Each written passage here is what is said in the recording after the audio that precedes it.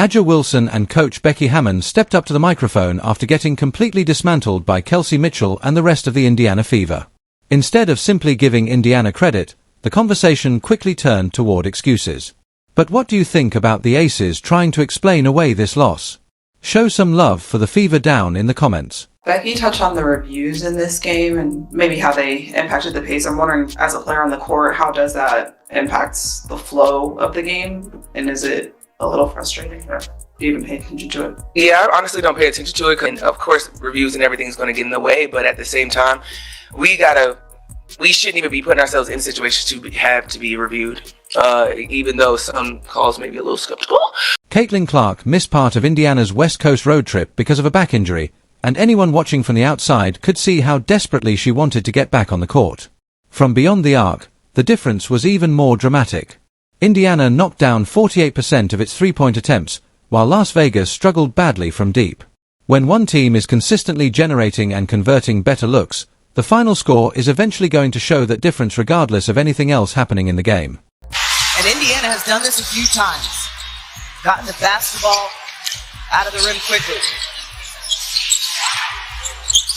Cunningham sets her. And I wonder if I could ask you one other question about Mitchell. You've coached against her for a while. She's on a stretch now where I think she has 6 games of 25 points or more, and you talk about speed. Is that a big part of why it is so difficult to guard her, how quick she is? Yeah, I mean, her motor combined with her skill set it's just hard. She's super fast. She never quits moving. They set a ton of screens for her. I don't know if they're all legal, but she gets a lot of screens. Then there was Dana Evans closing out on Kelsey Mitchell and stepping directly onto her foot, the kind of dangerous contact that can easily lead to a rolled ankle or something even more serious. That wasn't harmless incidental contact.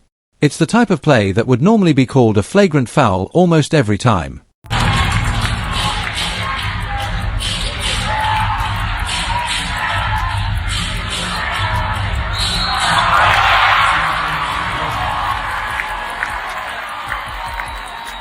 Yet afterward, it barely received any attention.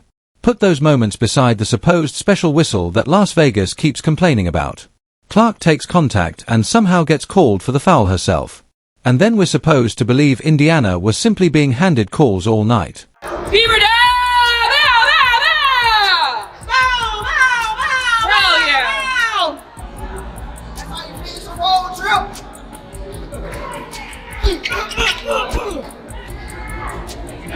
Go home to Indiana. I'm so happy. Bow, bow, bow, bow. Wait.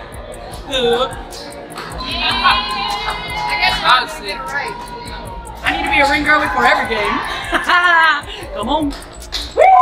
Timpson just flew in for that rebound. Boston. She's become deadly from the outside. Top 5 in the league in 3-point percentage. 7-point difference. Nice tip there by Young. Boston gets it right back.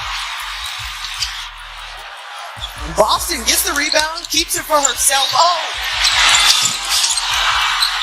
Aaliyah Boston on the board, doing everything, coast to coast. And for Aaliyah Boston, even with Caitlin in the lineup, she said there has to be.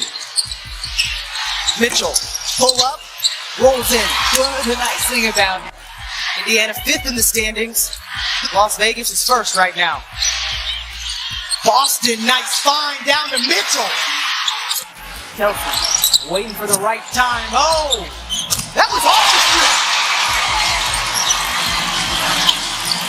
Billings and Ty Harris each added 10 points. Those aren't the performances that dominate the highlight packages, but they absolutely matter when you're looking at a 34-point blowout. Billings did her work around the basket, while Harris helped run the offense and knocked down the open looks that came her way. Neither player needed questionable calls to make an impact. Boston was neutralizing Wilson. Mitchell was setting a franchise record. Clark was getting stops and forcing difficult shots possession after possession. Then Indiana was pushing the ball in transition before Las Vegas could even get its defense organized. Steph, just having a game like this during a road trip, how satisfying is it? It's huge. It's huge. I thought our team was tough-minded. We withstood that run in the third quarter.